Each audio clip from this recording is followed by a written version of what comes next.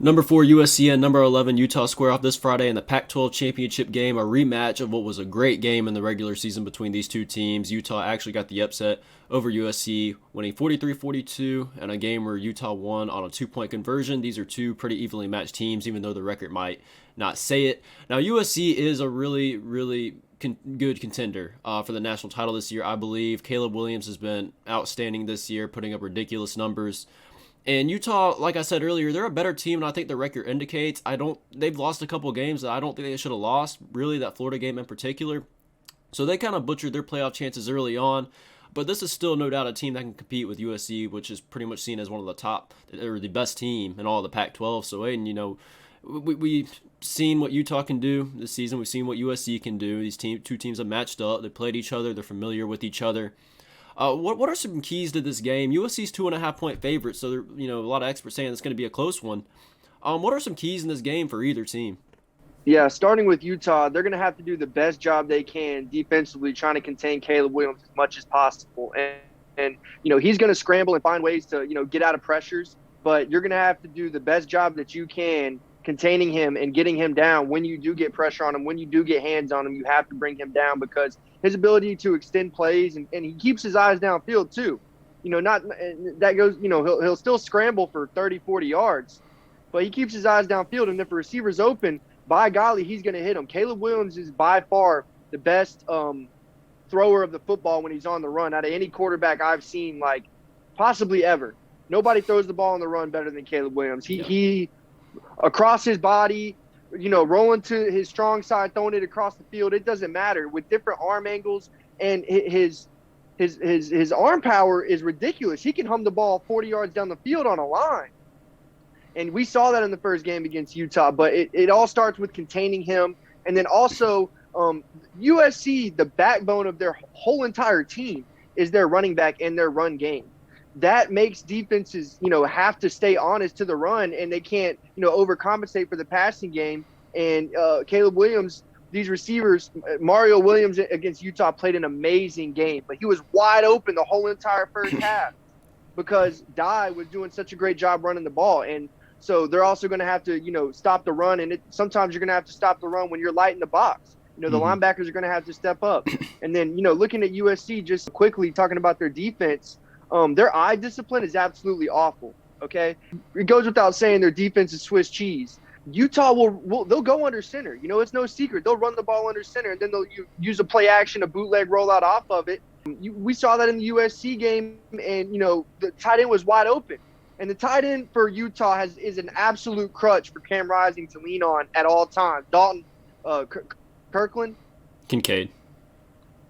My bad. Dalton Kincaid. He's a top 3 tight end in football. I'm sorry, the last name's confusing, but I know who he is. The guy's an absolute monster. He can do it all, and that enables Utah to do so much more offensively. But, yeah, USC's going to have to stay disciplined with their eyes and stay assignment sound because it doesn't matter how good their offense is.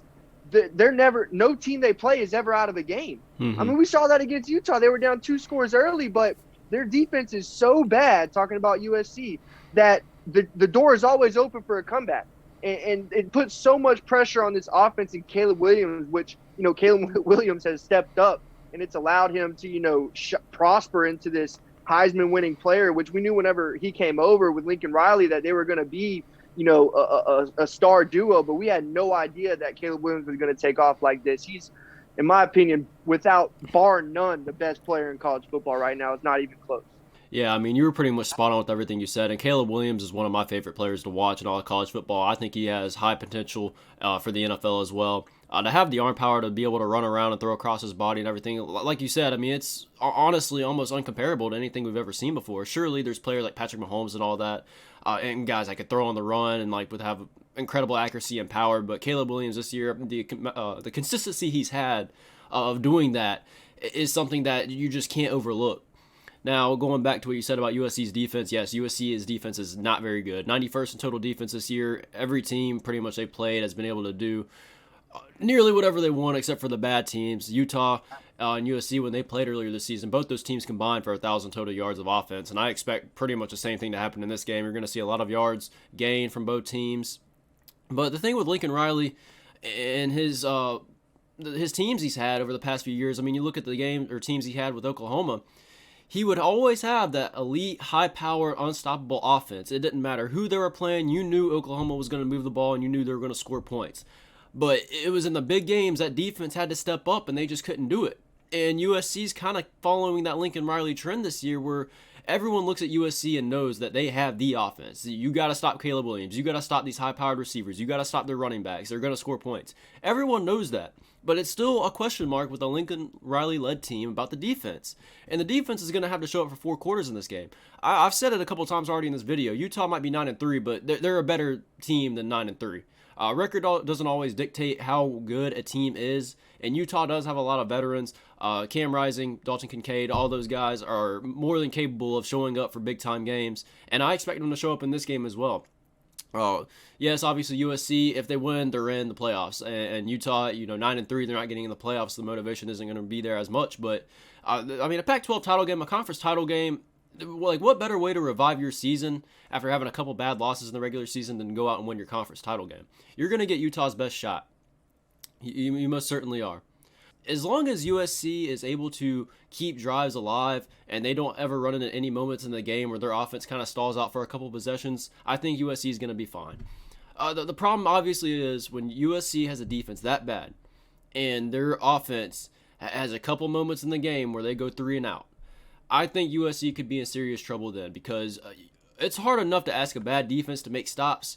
It's even harder when you ask them to make stops after your offense just went 3 and out a couple times in a row. And Utah does have a legitimately good defense. I know the first time they played, it might not have looked like that. USC had over 500 yards of total offense, but Utah's still a top 20 defense, one of the best defenses in the Pac-12. And, USC is going to have to be locked in. Utah's more than capable of slowing down this offense. And you saw that in the game they played earlier this season. USC's offense was running up and down the field for 3 quarters, and then all of a sudden, halfway through the third, they start to putter out for penalties and false starts, and all of a sudden it's 3rd and 18, and then Caleb Williams goes to do his scramble drill and gets caught up, and now it's 4th and 30. You know what I'm saying? And you're down 7, and then Utah took the ball down and scored immediately, and then the ball game's tied. You were up 14 early. You got to put a team like that away, man. If you're a college football playoff team and you're going against a 2-loss team, and I agree with you, Utah has a couple losses on the record that I don't think they should have. But you got to put those teams away if you're a top 4 team in college football. And you mentioned it too. Whenever you're playing Georgia and Michigan, they don't play Pac-12 football. You know what I'm saying? They're going to slow the game down. They're going to run the ball 30, 40 times a game, and your whole defense is going to be bruised up at halftime. And that's just how those teams play. So defense is definitely the biggest question mark for USC. And then also I mentioned it with USC's defense, but Utah's defense is going to have to stay eye disciplined too, because we know the number one thing with Lincoln Riley's offense is he'll make 3, 4, 5 plays look the exact same, on the exact same motion, the exact same, pull action with the guards or the line, what have you. And it's 3, 4 different plays off of it. So every defensive guy on Utah is going to have to stay assignment sound. You can't compensate for somebody else's job. You just have to do your job. That's something you'll hear defensive coordinators say day one whenever he gets you, in his camp. But that's the truth of it. Whenever you're playing a team that puts that much window dressing and it has that much misdirection, you have to stay to your assignment no matter what. Yep. Yeah, it's going to be a 4-quarter game. I expect this game. This honestly might be one of the more interesting Pac-12 title games that we've seen in the past couple of years. Looking at the line, USC's 2.5-point favorites. Obviously, if USC wins by a field goal or more, they cover the spread. But here's an interesting thing I want to say. There is a lot of money on USC on both the money line and the spread. Now, I'm not saying that you should always pick opposite of what the public opinion goes to. But I'll say this. Vegas isn't tearing down casinos to build smaller ones. They're not doing that. Well put, brother. So they know something about this game. When you have that many fans, I think it's around 78 to 80% picking USC for both the money line and the spread. It's hard to think that Vegas is setting something up here. In terms of my prediction, or in terms of betting, first of all, if you're betting, I would honestly probably stay away from this game because this is... you can look at both teams and say that Southern Cal is the better team here and there, and they do this better and that better. Utah can no doubt win this game. There's not a doubt in my mind that Utah can win this game. When it comes to picking for this video in particular, though, When you look at this year and you've seen all the teams and all the games where there's one team that just clearly has the public opinion on their side, usually the opposite happens. I think USC is going to win this game, and I know the odds of this happening are very slim. I don't think USC is going to win by more than 2.5 points, though. This is going to be another close game where I think USC is going to have to go down and kick a last-minute field goal and to put themselves up by 1 or 2 points. I think Utah and USC, they're going to go back and forth. You can expect to see a lot of lead changes in this game. Yeah. You can expect to see a lot of scoring. I know what happened earlier this year, and Utah won by 1 point. It's crazy to think that could happen again, where one of these teams can win by 1 or 2 points.